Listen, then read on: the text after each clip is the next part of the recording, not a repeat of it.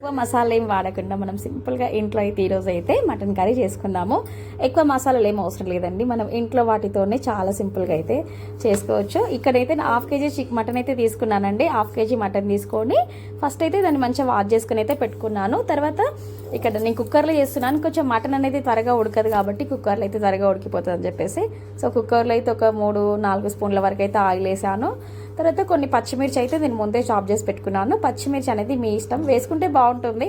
So పచ్చిమిర్చి వేసుకున్న తర్వాత కొంచెం లైట్గా ఫ్రై అయిన తర్వాత ఆనియన్స్ అయితే నేను ముందే కట్ చేసి పెట్టుకున్నాను. తర్వాత ఆనియన్స్ అంటే ఒక ఆనియన్ అయితే సరిపోతుంది. సో మీ ఇష్టం, ఇంకా 2 వేసుకోవాలని కూడా వేసుకోవచ్చు.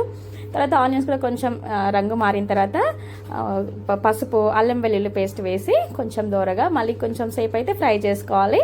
ఫ్రై చేసిన తర్వాత మనం ఆనియన్స్ మొత్తం మగ్గిపోయిన తర్వాత ఇక్కడ నేను మటన్ అయితే నేను ముందే వాష్ చేసి పెట్టుకున్నాను కాబట్టి మటన్ అయితే మొత్తం హాఫ్ కేజీ మటన్ అయితే వేసేసి మొత్తం ఒకసారి అయితే బాగా కలుపుకోవాలి.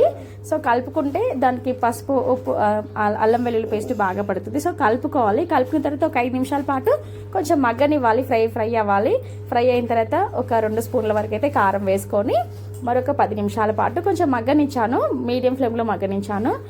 తర్వాత కొంచెం సాల్ట్ వేసుకున్నాను. సాల్ట్ వేసుకొని కొద్దిగా తగినన్ని వాటర్ అయితే వేసుకుంటున్నానండి. ఇక్కడ నేను కుక్కర్లో ఉడకబెడుతున్నాను కాబట్టి సో వాటర్ వేసేసి ఎక్కువసేపు మగ్గనివ్వకుండా వాటర్ వేసేసి కుక్కర్లో ఉడకబెడదామని చెప్పేసి ఇక్కడ కుక్కర్ అయితే నేను మూత అయితే పెట్టేసి ఒక నాకు 3-4 విజిల్స్ వచ్చే వరకు అయితే నేను కుక్కర్ని అయితే కుక్ చేసుకున్నాను మటన్ని. సో 3-4 విజిల్స్ వచ్చిన తర్వాత ఇక్కడైతే మటన్ చూడండి ఈ విధంగా అయితే ఉంది. దీన్ని మళ్ళీ ఒకసారి నేను ఇక్కడ కొత్తిమీర అలాంటిది ఏం వేయలేదు కాబట్టి మరి ఒక 5 నిమిషాల పాటు కుక్ చేసుకోవాలని చెప్పేసి నేను ఇక్కడ మళ్ళీ స్టవ్ వెలిగించి మళ్ళీ కుక్కర్ అయితే పెట్టాను.